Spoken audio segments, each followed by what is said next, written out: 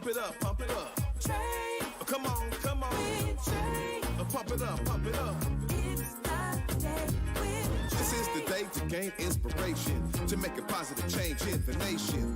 We're inviting you to partake in conversation, to raise your vibration. It's the day that we will all celebrate all of our peeps that make this thing elevate. Watch the negative fade away, cause it's the day with Trae.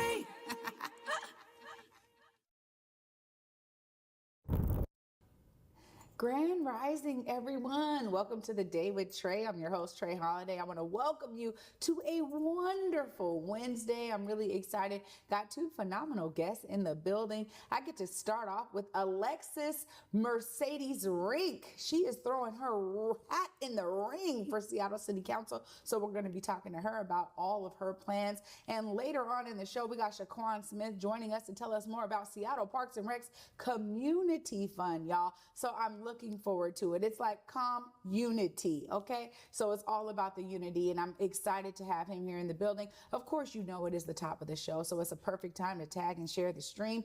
That's right. You all can help us grow. Go ahead and share this stream with folks who you feel could benefit from a daily dose of dopeness right here on the Day with Trae.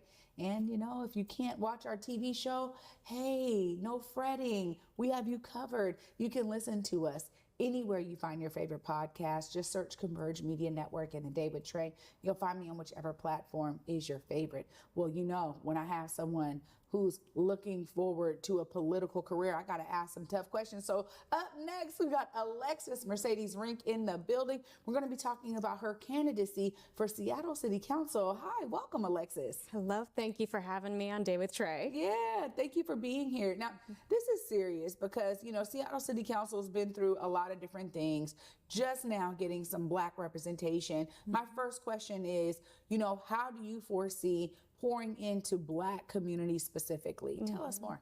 Absolutely. So, of course, you know, this is the start of my campaign. I'm just starting to come out. I think I'm maybe a week in, which is crazy.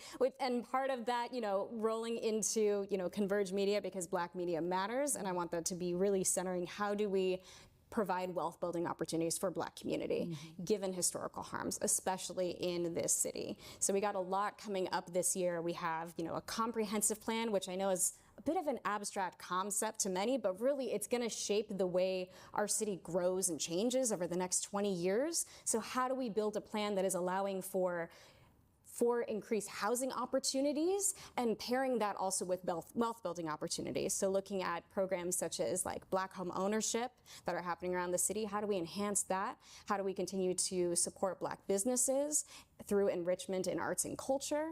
And then how do we also confront some really serious public health crises that are happening on our doorsteps? Yeah, this is important, but you know, also too, it's like, it's one of those things where in order for folks to vote for you, they really got to get to know you. What are some of those strategies that you're using to connect with community in your district? Absolutely. So I just spent, you know, I spend my weekends in farmers markets, but also just been reaching through my networks. I've spent a lot of my career working in human services and community organizing as well before that.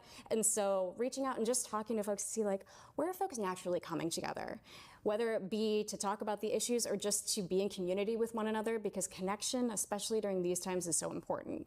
And with that, I've learned about a lot of other community spaces that I'll be hoping to connect with. And so Central District's public safety, community safety meetings is one key space that I'm really hoping to engage and learn from in the coming weeks, as well as connecting with, you know, other spaces that folks are coming together to have fun in too.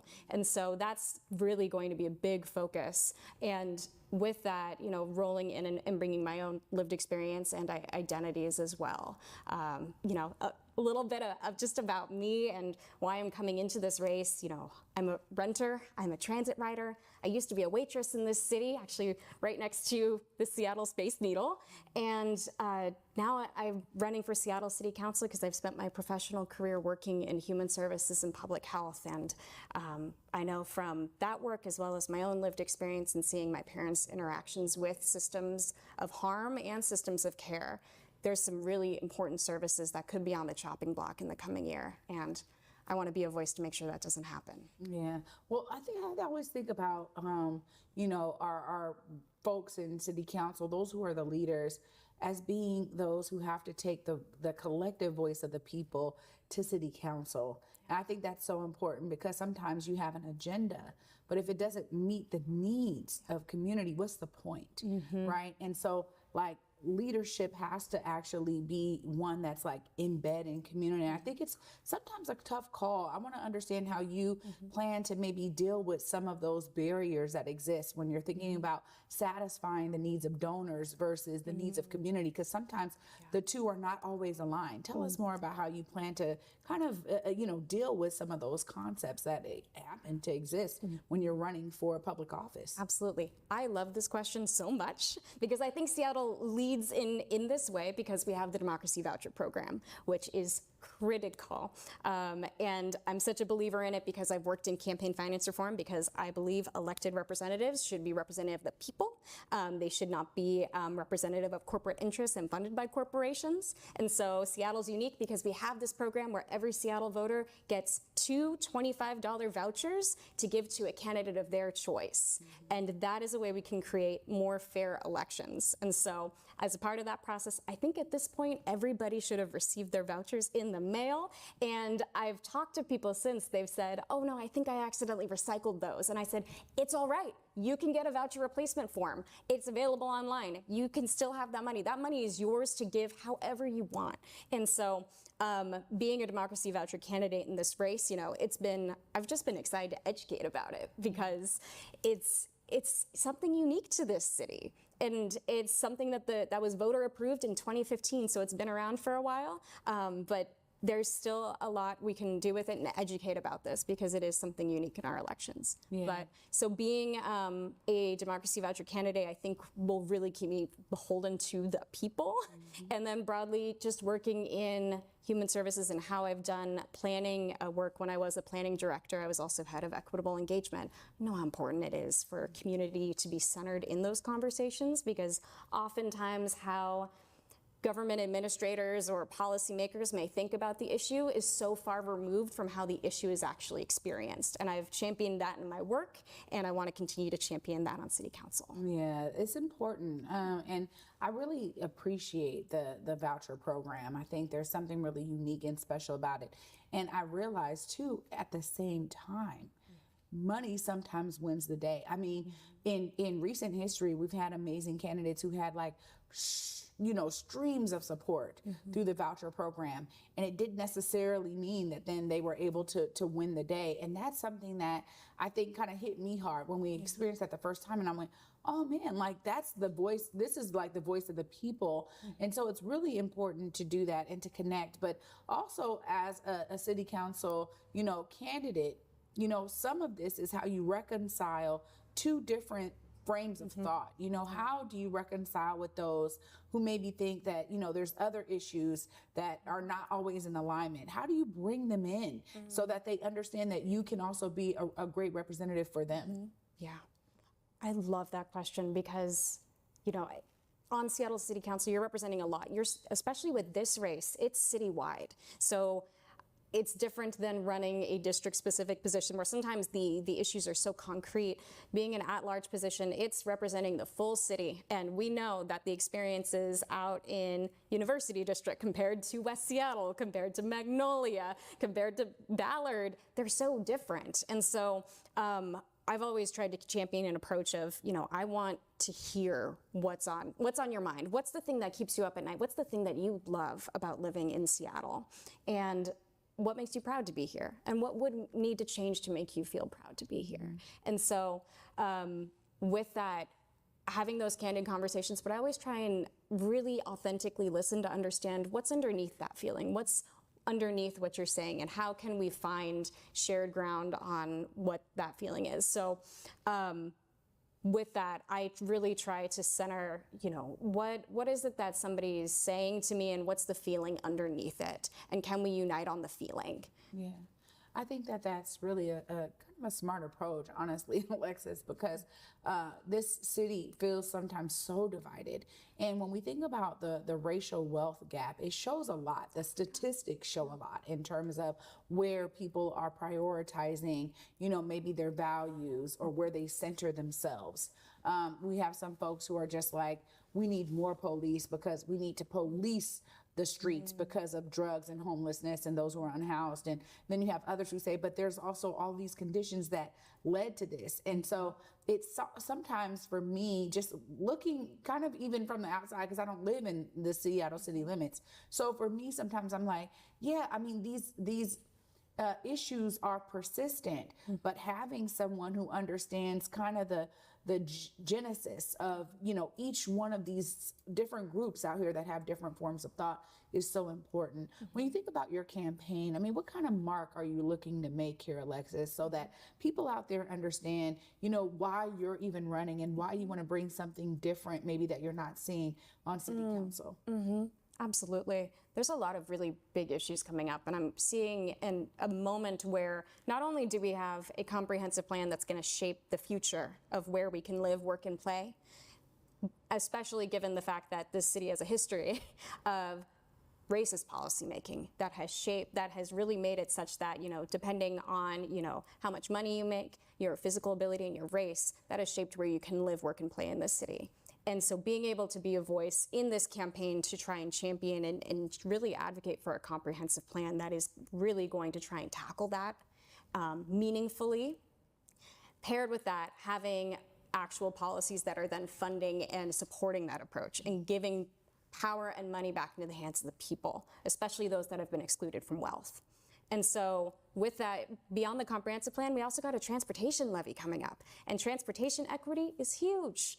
It's huge, and I'm somebody who doesn't have a car, and I love it personally, but having a robust transportation system that is reliable and can get you from point A to point B safely is huge in terms of being able to also put money back into people's pockets. Owning a car can be expensive, and I know my choice to not own a car has been rooted in wanting to save money and also, a personal choice to, try and cut my carbon emissions, but it can be really challenging. It's very hard to get from where I live in Central District to Ballard. That's a transfer bus ride downtown. That's a long way. And so we have, a transportation levy coming up, which will, again, shape what our future public transit options will look like. And we also have a moment where, unfortunately, some really critical pieces of legislation related to renter protections and minimum wage legislation seem to be under threat right now. And so being a voice in this campaign to say these protections are important, there was some really thoughtful legislation and partnering work done to partner and craft that legislation across the board. So how do we protect that and enhance that? How do we make Seattle a truly livable community for working families, for working people, and stand with making a community that's broadly affordable, accessible, safe, welcoming to everybody? Well, you're absolutely right here. And you mentioned safety. And that's just the last thing I really want to ask you, because unfortunately we are seeing a rise in gun violence. We're seeing young people feel that is the only option, right? To pick up a gun, to connect with other young folks and, go after certain people. I mean, we're seeing, this is like, it's kind of unprecedented for me because we're seeing young people put their entire plans out on the internet, and yet they're still able to enact these plans and go after folks. And you see one person dying after another. And so when we think about safety, there's something that has to come from like a community rooted approach. Yes. But what are some of the ideas you have around, public safety? How do we disrupt this layer of gun violence that we're seeing in our city? Yeah, I feel this, thank you. I feel this really deeply just given that, I was born to teenagers. I was raised by my grandparents, but I was born to teenagers who met through gang violence.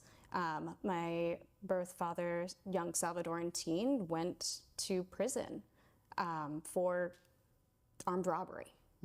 And so I feel this really deeply, knowing that, was prison what he needed as a teenager? Or did he need a community that actually supported him and got him in a feeling connected and feeling like he had another type of a future ahead of him. And so it's hard to say in this moment.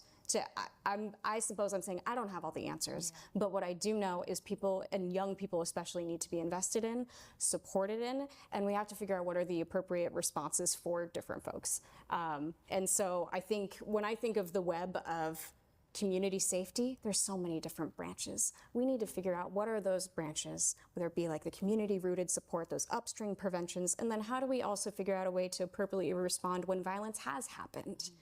And how do we support folks who have been traumatized and harmed in that experience to actually seek and feel justice?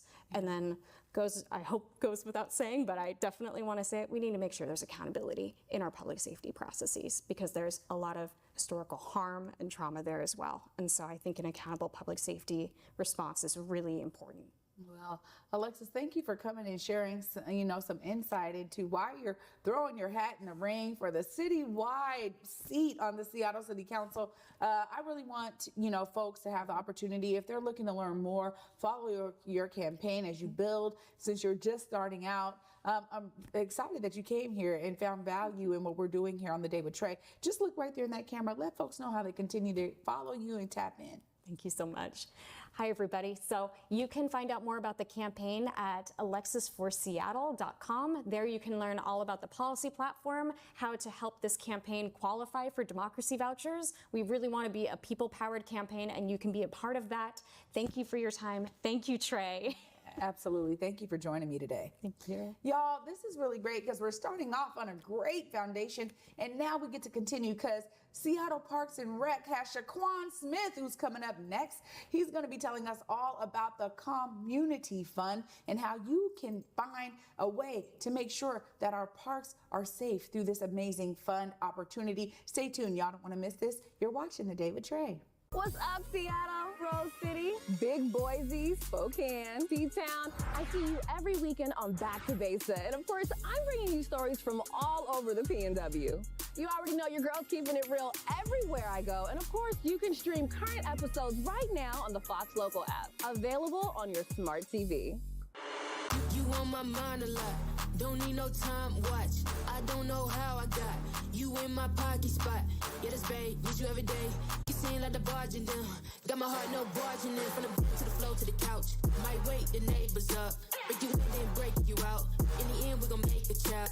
Then we gon' hit the show. Part 2 we don't need no pause. You miss me, we gon' get tipsy, don't need a power shot. Copy my steel. Face the fact that. Copy my steel.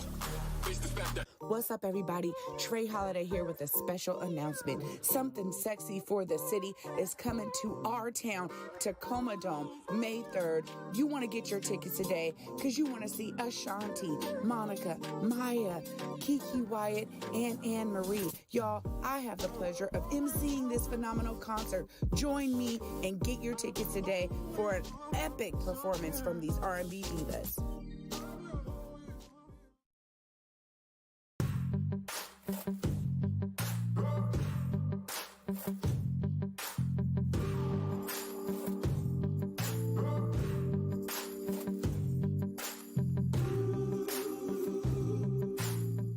Welcome back, everyone, to The Day with Trae. I'm your host, Trae Holiday. Joining me right now is Shaquan Smith. What's up, Shaquan? Hello, Trae. Nice to be here. Yeah, thanks for coming through. Oh, thank you. Well, this is really exciting. Before we get into the Community Fund with Seattle Parks and Rec, I want to hear a bit about your background and what got you into, taking on a job there and understanding like this is the way that you can utilize your brilliance for good. Tell us about your background. Definitely. So actually, I'm not from Seattle. I'm from Flint, Michigan. That's where I grew up. My family's there and everything, but I've always been connected to doing community service work.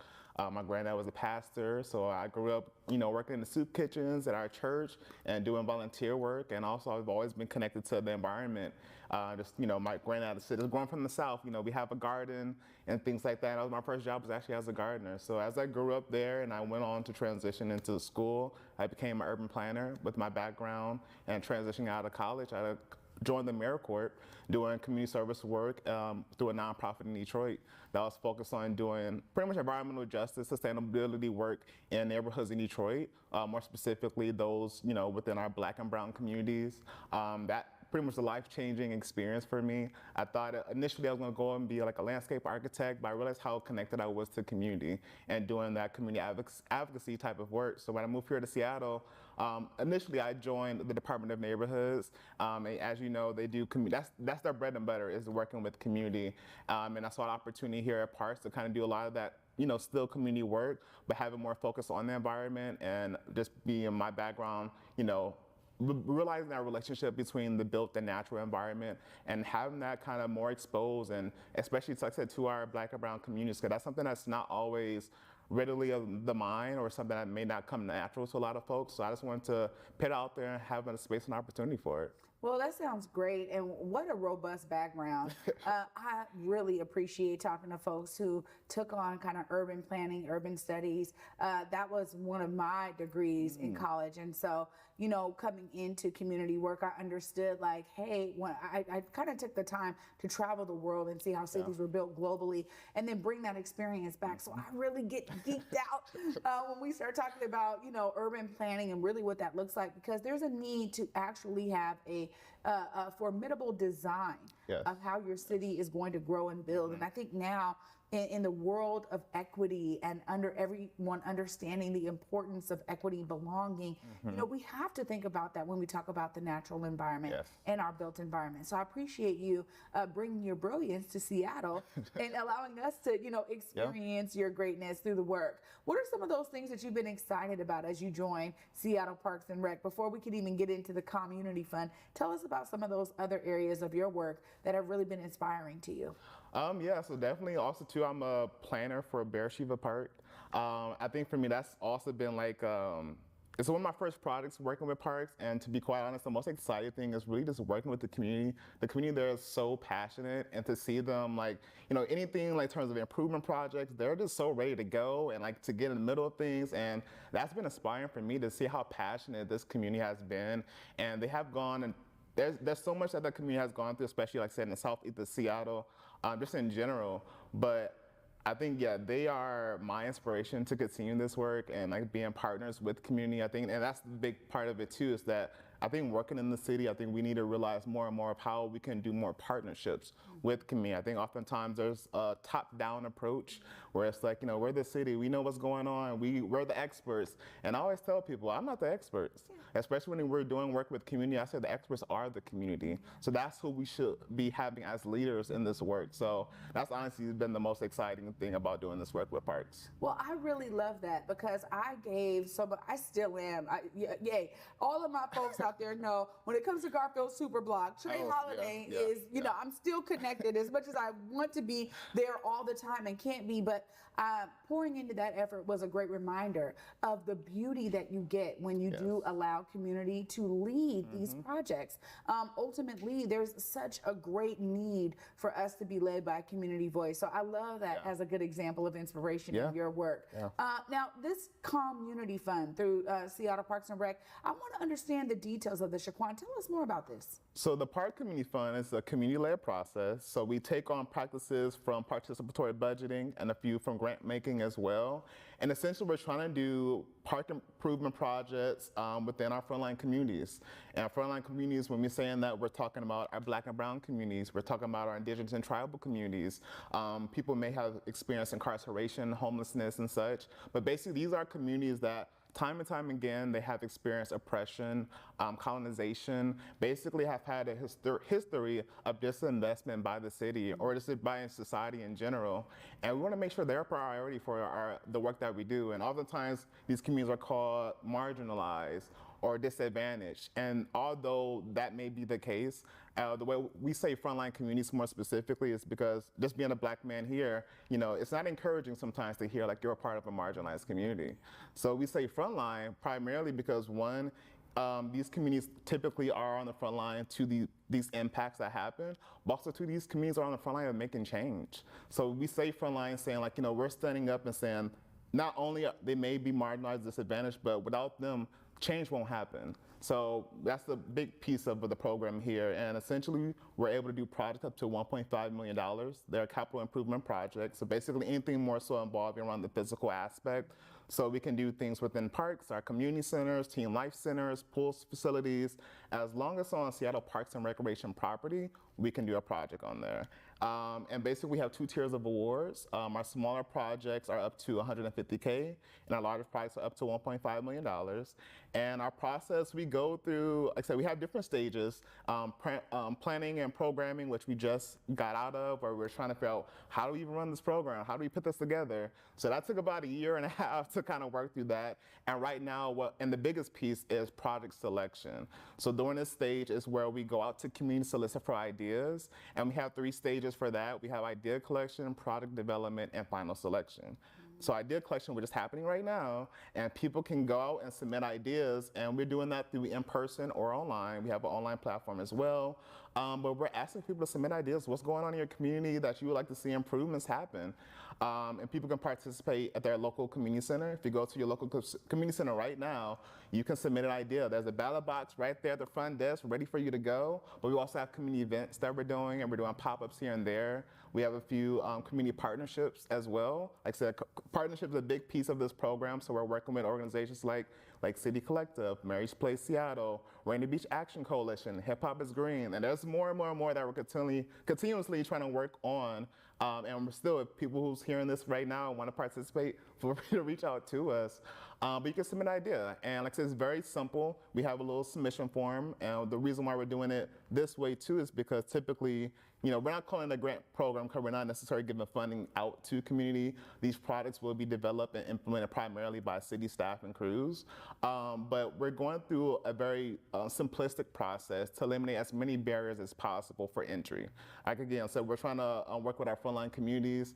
And so instead of having community work through this large application process, do all these interviews and submit all this documentation, and then in the end, may not even get chosen. So why put community through that process? So what we're doing is we're just asking for, you know, you can leave your contact information if you like, it's optional.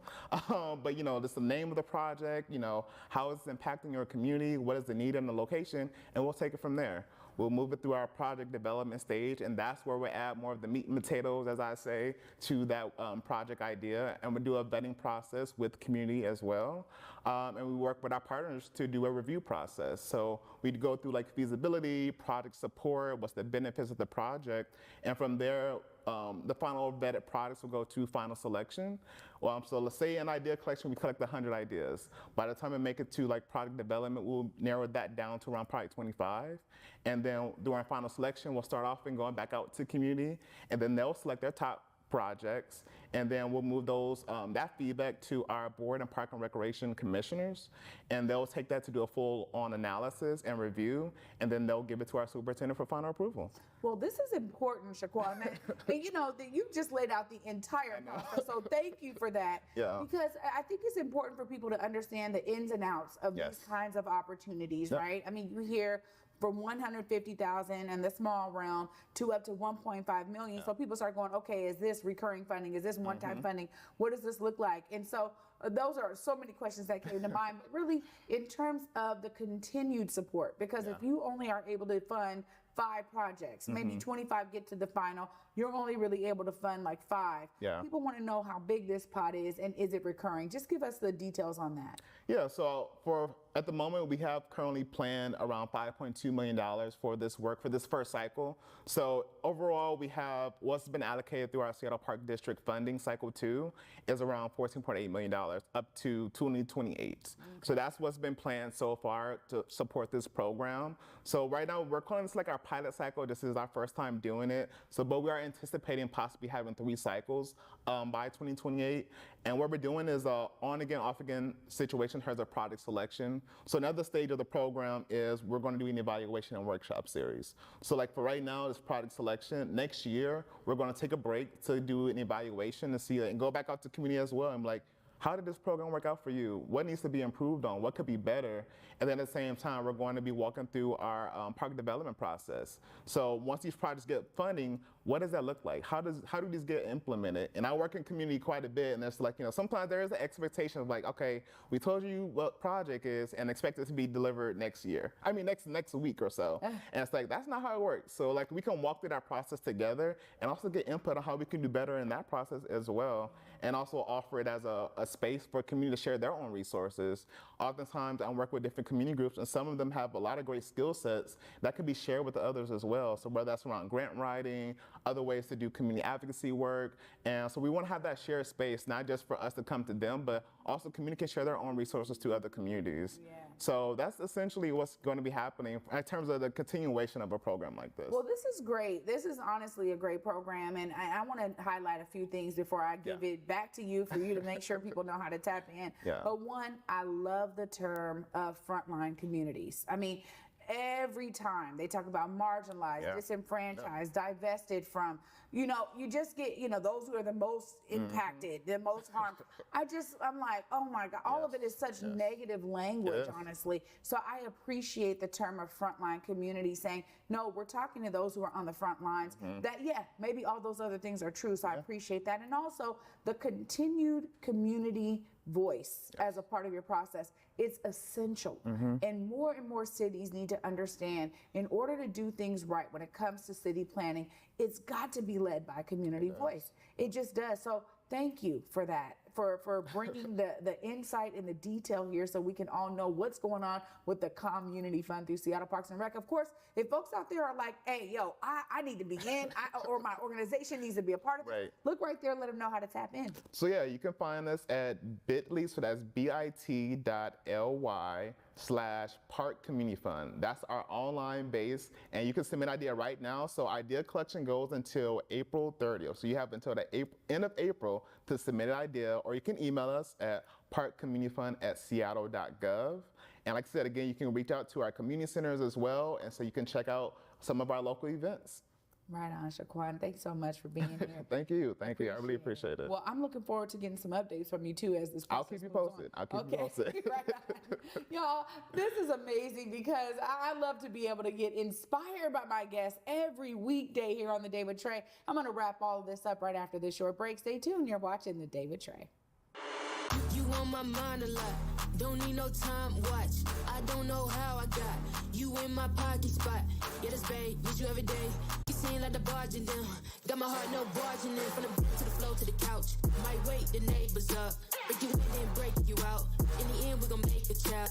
Then we gon' hit the shower. Part 2, we don't need no pause. You miss me, we gon' get tipsy. Don't need a power slide. Copy my steel. Face the fact that copy my steel. Africatown Plaza is our latest affordable housing development project. It's 126 units of affordable housing over community commercial space. It's the first time in my career, and I've been doing this for 10 years, that I was able to design for people who look like me. Africatown Plaza is a beacon of hope. Africatown Plaza is a love letter to the community.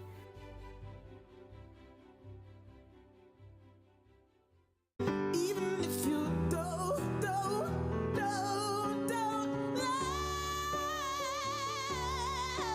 can we stay?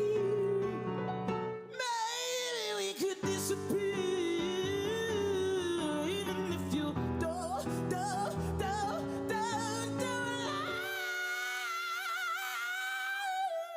we stay here? Maybe we could disappear. Welcome back, everyone, to The Day with Trae. I'm your host, Trae Holiday. What a great, amazing episode today, y'all, on this wonderful Wednesday. I want to thank my guest for being here, Miss Alexis Mercedes Rinck. You know, y'all, she said it. Hey, you know where to find her. Make sure you stay on it. If you're trying to be like, yo, how are you going to represent my interests? Now is the time, as she's just starting her campaign for this citywide seat with Seattle City Council. And a huge shout out to Shaquan Smith for joining us today, telling us more about Seattle Parks and Rec's Community Fund. Now, this is somewhere where you get to tap in for both of these folks here today that have shared and poured in to The Day with Trae. They're both giving you opportunities to tap in. Far too often we have a lot of complaints, whether it is with our parks or with those who are supposed to be leading in the city council. You know, at the end of the day, you know, folks need to be guided by your experiences, your voice, and your expertise, because honestly, that's how we make our city better. So I want to thank them for joining. I also want to thank you for watching.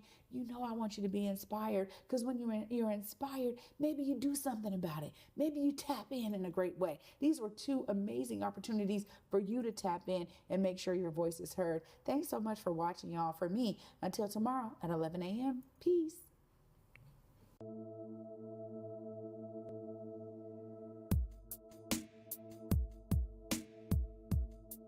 Converge Media produces culturally relevant content for Black and urban audiences. Our coverage is raw, transparent, and objective, praised by community leaders, government officials, and residents. Support Converge Media today via Venmo, Cash App, or PayPal at Converge Media.